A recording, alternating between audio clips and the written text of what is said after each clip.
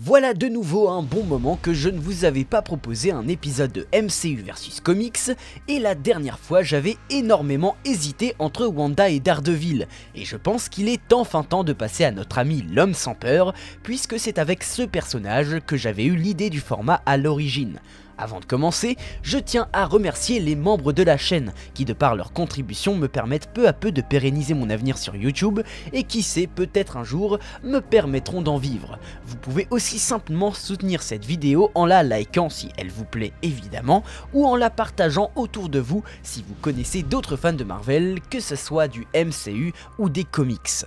Puisqu'ici on traite d'une série et non d'un film ou d'un personnage qui n'a eu que des apparitions au sein de longs métrages, je me permets de préciser que la vidéo sera structurée de manière à aborder les différences saison par saison. Mais avant de commencer, peut-être qu'il pourrait être intéressant de se rappeler des origines du démon de Hell's Kitchen. Hello tout le monde, ici le Prof Marvel. Dans ma dernière vidéo, nous avons parlé de la chronologie d'Avengers Infinity War et aujourd'hui, nous parlerons de la différence entre la série Marvel Netflix Daredevil et les comics.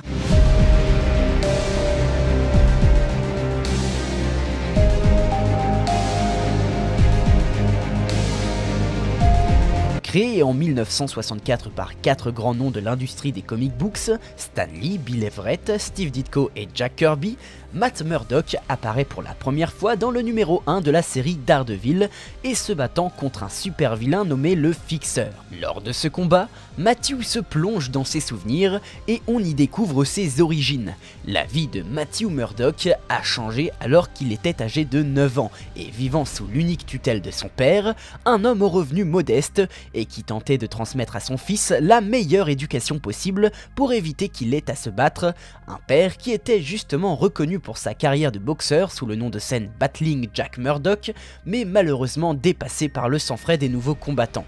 Un jour comme un autre, Matthew sauva un vieillard atteint de cécité et qui était sur le point de se faire écraser par un camion. Manque de bol, le dit camion fit une embardée et la cargaison radioactive qu'il transportait se déversa au sol, atteignant le jeune garçon, ce qui le renda ironiquement aveugle à son tour.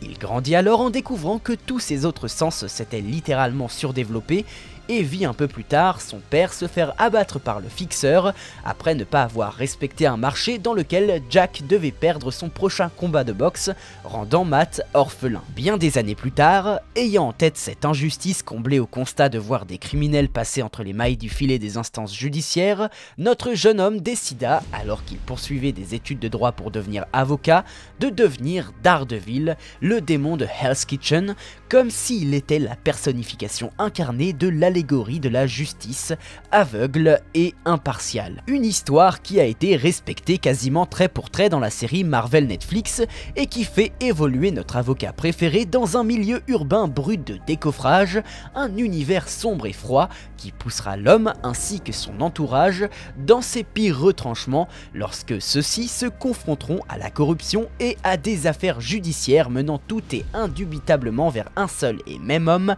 Wilson Fisk aka le Caïd, véritable amoureux de Hell's Kitchen à l'instar de Matthew, mais qui veut sauver la ville d'une manière diamétralement opposée à ce dernier. Ce qui fait la force de cette série, au-delà de son ambiance sombre et violente ainsi que son écriture aux petits oignons, si vous aimez les personnages torturés, eh bien Matt Murdock est fait pour vous, c'est qu'elle est annoncée comme étant connectée et canonique au MCU, apportant donc à ce dernier un véritable vent de fraîcheur, prenant le contre-pied du format blockbuster familial que propose habituellement Marvel Studios.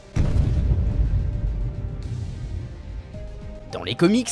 on sait donc comment se déroule l'origin story de Daredevil. Elle a d'ailleurs été dessinée au moins 3 fois, une première dans le premier numéro consacré à Daredevil et les 2 autres fois dans Daredevil The Man Without Fear et Daredevil Yellow, excusez-moi l'accent. La série Netflix et son premier épisode reprennent cette origine dès son commencement, à la différence que l'homme que sauve le jeune Matthew n'est absolument pas aveugle et qu'elle intègre le personnage de Jack Murdock, là où ce dernier n'était pas présent dans la scène dans les versions version papier. Juste après le flashback, on voit alors notre homme masqué mener un combat sur les quais de New York afin de libérer plusieurs femmes kidnappées dans des conteneurs par des mercenaires russes travaillant avec Fisk. Cette scène est aussi inspirée du comics The Man Without Fear, les mercenaires travaillant également pour Fisk, mais ici le héros ne sauve qu'une seule femme et le combat qu'il mène crée bien plus de grabuge que dans la série où il agit le plus furtivement possible pour neutraliser ses adversaires. Par ailleurs, là où le Daredevil de la série se refuse à tuer qui que ce soit, dans les comics, il finira par tuer l'assaillant final en déviant son tir, bien que le héros ne souhaitait pas en arriver là. Il se présentera même sous le nom de Daredevil, qu'on pourrait traduire par casse-cou, pseudonyme dont il a hérité lorsqu'il était jeune et qu'il se battait contre ses harceleurs, une origine de nom qui n'est pas la même dans la série puisque c'est la presse qui le lui a attribué. On arrive alors à la fin de l'épisode et Karen Page devient secrétaire pour le cabinet Nelson et Murdoch, mais là où dans le comics Daredevil Yellow celle-ci obtient le job parce qu'elle y a postulé, dans la série elle devient secrétaire parce qu'elle veut aider Matthew et Foggy pour remercier ces derniers de l'avoir sorti de l'affaire Union Allied. On passe alors à l'épisode 2, épisode dans lequel on voit le jeune Matthew se réveiller à l'hôpital auprès de son père et qui voit ses sens auditifs troublés, lui donnant mal à la tête, une idée reprise de Daredevil The Man Without Fear, mais à la différence que dans les comics, on voit une bonne sœur lui rendre visite, une bonne sœur qui aux yeux de Matt est une inconnue, mais qui semble ni plus ni moins être que sa mère, Maggie, personnage qui n'apparaîtra dans la série qu'à partir de la saison 3. Toujours dans l'épisode 2, la série s'inspire cette fois à la fois de Daredevil The Man Without Fear et de Daredevil Yellow, où l'on voit le père de Matt gagner son combat contre Creed afin de prouver au public que les Murdoch ne sont pas des losers. Jack se fait alors tirer dessus alors qu'il est sur le chemin du retour, un coup de feu qui réveillera le jeune Matthew et qui fera diriger ce dernier en dehors de la maison pour retrouver son père abattu dans une ruelle. Dans un premier temps, la différence avec les comics, c'est que dans ces derniers, c'est le super vilain le Fixeur qui règle son compte à Jack, là où la série ne citera pas le pseudonyme du personnage, bien qu'il s'agisse dans les deux cas de la même personne, Roscoe Sweeney. Dans un second temps, dans les deux comics, Matt est directement présent dans les gradins pour assister au match de son père, là où dans la série celui-ci se trouve au chaud devant sa télé. Et enfin, la scène où le garçon découvre le corps de son père est directement reprise de Daredevil Yellow, à la différence qu'il est enfant dans la série, là où dans le comics il est déjà presque adulte,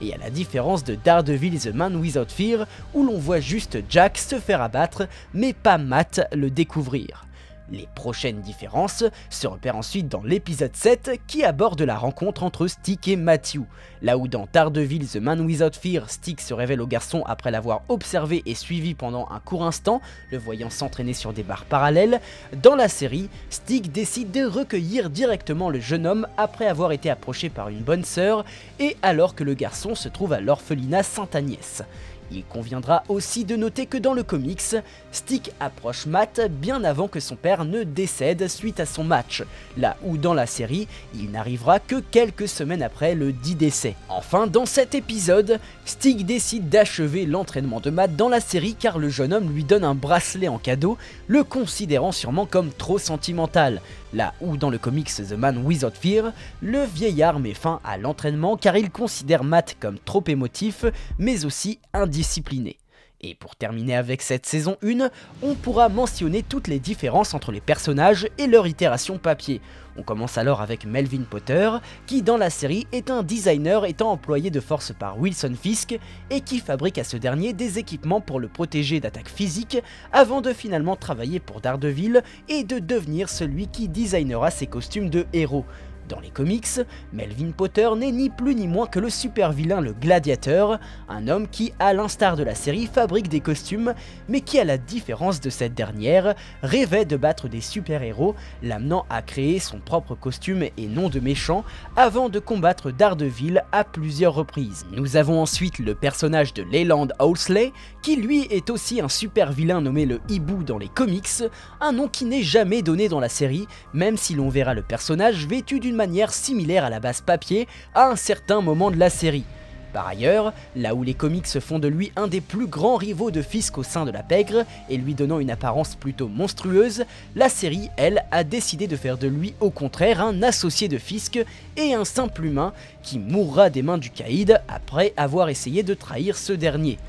On continue avec Claire Temple, qui dans les comics n'a aucun lien avec Daredevil. Elle est d'abord mariée à Bill Foster, le personnage que vous avez vu dans Ant-Man and the Wasp, avant de rencontrer Luke Cage et d'entamer une relation avec lui jusqu'à ce qu'elle ne supporte plus de voir sa vie en danger. En réalité, la Claire Temple de la série est une réadaptation de Linda Carter, aka la première Night Nurse, et qui décide de soigner Daredevil après que ce dernier ait essuyé une défaite face aux Yakuza. Elle interviendra auprès d'autres personnages comme Elektra ou le Docteur Strange. Nous avons ensuite le personnage de Ben Urich, reporter pour le Bulletin de New York et voulant s'en prendre à Fisk publiquement, ce qui causera d'ailleurs sa mort. Dans les comics, le personnage est fondamentalement différent, d'une part car c'est un reporter pour le Daily Bugle et non pour le Bulletin de New York, et d'autre part car celui-ci ne meurt pas tué par Fisk. En vérité, il ne meurt pas tout court, même s'il a failli perdre la vie à plusieurs reprises. Enfin, le personnage est normalement blanc, mais la série a choisi un acteur noir, et il n'y a rien à en dire de particulier. L'acteur est extrêmement bon dans le rôle, et c'est ce qui compte. On passe alors à Nobu, qui dans les comics est appelé Yoshioka Nobu, et qui est en réalité à l'origine de la création de la main, là où la série le dépeint seulement comme un membre haut placé de l'organisation. Il y a ensuite le Père Lantom, un personnage que j'apprécie particulièrement, et qui dans les comics n'a aucun lien avec Daredevil. Il est au contraire lié à des personnages tels que Cloak and Dagger, ou encore les Runaways. Enfin, on terminera avec Madame Gao, qui est un personnage inventé de toutes pièces pour les besoins des séries Marvel Netflix. Du moins, je n'ai rien trouvé d'elle dans les comics, même si certaines théories laissent penser qu'il pourrait en réalité s'agir de Crane Mother, une des leaders de la cité de Kunzi, une des 7 capitales du paradis avec Kunlun. On voit d'ailleurs dans la série Iron Fist apparaître l'organisation Crane of the Mother, dont Madame Gao est justement membre, même si elle n'en est pas le leader. Bon, on a fait la plus grosse partie de la vidéo, et si vous kiffez, eh bien lâchez le petit pouce bleu ou abonnez-vous, ça se trouve quelque part en dessous de cet écran, mais je vous avoue que je ne vois pas bien, cherchez par vous-même, je suis Bigleux. Et on reprend avec la saison 2, direction l'épisode 5, dans lequel on assiste à la rencontre entre Matt et Elektra. Là où dans le numéro 168 des comics Daredevil, les deux se rencontrent à l'université, la série, elle, prend le parti de les faire se rencontrer lors d'une soirée huppée, bien que dans les deux cas, des gardes du corps se mettent en travers de la route de Matt. On notera également qu'ils ont bel et bien été dans le même établissement dans la série, puisqu'il est fait mention d'Elektra dans un dialogue entre Matt et Foggy. Toujours dans le même épisode, on apprend que si Elektra est revenue sur New York, c'est dans le cadre d'une réunion avec la Roxxon Corporation, là où le même numéro 168 des comics fait revenir l'ex de Matt, car celle-ci est en chasse d'un certain Libergot qui a une prime sur sa tête. On les verra alors plus tard monter à bord d'une voiture de luxe avant de se rendre au Fogwell's Gym, avant de consommer véritablement leur relation, une scène reprise de The Man Without Fear où les deux se rendront jusqu'à une falaise et sauteront dans les eaux glacées, mais ici pas de sexe entre les deux, puisqu'il s'agit en réalité d'une ruse d'Elektra pour faire tourner Matt en bourrique, le laissant plonger seul, tandis qu'elle repart en ricanant avec le véhicule. Mais plus tard, Matthew décidera de quitter Elektra, car celle-ci tente de le pousser à commettre un meurtre sur l'assassin de son père, contrairement aux comics où c'est Elektra qui met fin à leur relation pour partir aux États-Unis suite au décès de son père, Hugo Natchios. On avance alors vers les épisodes 6 et 7 où Matt se rend en retard à un procès à cause de ses sorties nocturnes avec Elektra pour tenter de stopper la main, au point où il devient quasiment absent sur le début d'une session dans l'épisode 8. Ce moment est directement repris des comics, plus précisément du numéro 175 où Matt ne vient pas à un procès pour les mêmes raisons, à la différence que dans la série, il ne s'entend pas très bien avec Foggy à ce moment. Le procès est d'ailleurs différent car dans les comics, il est question d'une personne en situation de handicap, là où la série traite du procès de Frank Castle, aka le Punisher. On pourra d'ailleurs parler de Samantha Reyes qui n'est pas du tout procureur de l'événement puisque c'est un personnage créé de toutes pièces pour la série. Dans la base papier, c'est une avocate lambda qui s'occupe d'assurer la défense des adversaires de Matthew. Et enfin, l'issue du procès se termine par une victoire du cabinet Nelson et Murdoch, contrairement à la série où ils finissent perdant à cause du Punisher qui fait semblant de péter un plomb et permet au camp adverse de l'emporter. Par ailleurs, juste avant je vous disais que Daredevil et Elektra combattaient la main dans la série, et bien là encore c'est arrivé dans les comics, notamment dans les numéros 174 et 175, à la différence que dans la version papier, la main souhaite tuer le duo, là où dans la série, la main veut au contraire mettre la main sur le Black Sky, qui n'est autre que Elektra. Enfin, dans le dernier épisode de cette saison, Elektra meurt d'une façon similaire aux comics, à la différence que là où dans les comics c'est Bullseye qui l'achève avec un sai, la faisant décéder dans les bras de Matt Murdock, dans la série c'est Nobu qui est le meurtrier, étant donné que Bullseye n'arrivera qu'en saison 3. D'ailleurs, lors de l'enterrement d'Elektra, Matt Murdock et Stick sont présents devant la pierre tombale de la jeune femme, là où dans les comics, dans le numéro 181, Stick est totalement absent et seul Matt fait face à la sépulture de son ex-petite amie. Dans l'épisode 4 de la saison 3 de la série, Wilson Fisk découvre enfin l'identité secrète de Daredevil lorsque ce dernier combat dans une prison et neutralise ses adversaires. Fisk lui passe alors un coup de fil et lui dit simplement que pour un aveugle, il a des réflexes très impressionnants. Le fait que Fisk découvre l'identité de Daredevil est évidemment reprise des comics, mais d'une manière totalement différente, puisque c'est via Karen Page, devenue toxicomane, qui, en échange d'une dose de drogue, décide de donner l'information à un intermédiaire qui lui-même en informera le caïd. Un peu plus tard, on assiste alors à un combat qui est inspiré du comics Daredevil sous l'aile du diable, un combat entre Daredevil et Bullseye et qui se déroule à l'église Clinton. Dans la série, Bullseye vient pour tuer Karen Page, mais c'est en réalité l'assassinat du père Lantom qui se produit, là où dans les comics, c'est Karen qui meurt, et de la même façon que le prêtre, c'est-à-dire en étant empalé par l'arme de Bullseye. On passe alors dans l'épisode 5, où nous voyons Matt fuir à bord d'un taxi qui finit par couler dans les eaux de New York. On voit alors Wilson Fisk adopter une posture qui est similaire à la scène des comics dont la chute de taxi est inspirée, devant une baie vitrée et apprenant que le corps de l'aveugle n'était pas dans le véhicule. La différence, c'est que dans la série, c'est l'avocat Benjamin Donovan qui apprend la nouvelle à Fisk en le lui disant 2 fois, là où dans les comics, Fisk l'apprend via la presse, tandis qu'il se répète la chose 2 fois. Dans l'épisode 8, on voit Melvin Potter qui est dans l'obligation de refaire un costume de Daredevil suite à des menaces de Fisk sur la personne qu'il aime, Betsy, chose qui lui arrive aussi dans les comics, sauf qu'il est menacé de mort et voit sa boutique se faire exploser. De manière plus générale, dans la série, c'est Bullseye qui porte le costume de Daredevil et qui tue un maximum de gens sous les ordres de Fisk pour détruire la réputation du héros, alors que dans le comics Born Again, c'est un psychopathe lambda qui endosse le costume et qui veut s'en prendre à Karen et Foggy, même si lui aussi est sous les ordres de Fisk. D'ailleurs, dans le comics Born Again, Wilson Fisk parvient à radier Matt Murdock du barreau pour détruire sa vie, le faisant expulser de chez lui et traquer par le fisc, et quand je dis le fisc, je ne parle pas de Wilson.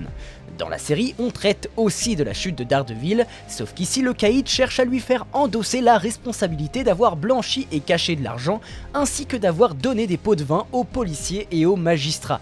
Enfin, pendant une grande partie de la série, Matt réside dans les sous-sols de l'église Clinton sous l'aile de la sœur Maggie, après avoir été blessé suite à la destruction de Midland Circle dans la série Defenders. Dans les comics Born Again, Matt se retrouve à l'église après que la sœur Maggie l'ait trouvé dans le Fogwell Gym, après avoir été poignardé par un criminel et alors que le gymnase était sa dernière maison. Et je crois qu'on est arrivé au bout, il y avait de quoi dire. Bon, en vérité, il y a sûrement pas mal de choses ou de détails desquels je suis passé à côté, mais je vous avoue que le travail de recherche a été assez difficile. Je ne suis pas le plus grand expert du personnage, même si je suis un amoureux inconditionnel de la série. Donc s'il y a d'autres choses, eh bien faites-le moi savoir en commentaire. Pour tout vous avouer, c'est un pote qui a trouvé une grosse partie des différences et similitudes, il a rédigé le script dans une version squelettique et sans lui cette vidéo n'existerait sûrement pas, ou alors elle serait arrivée des mois,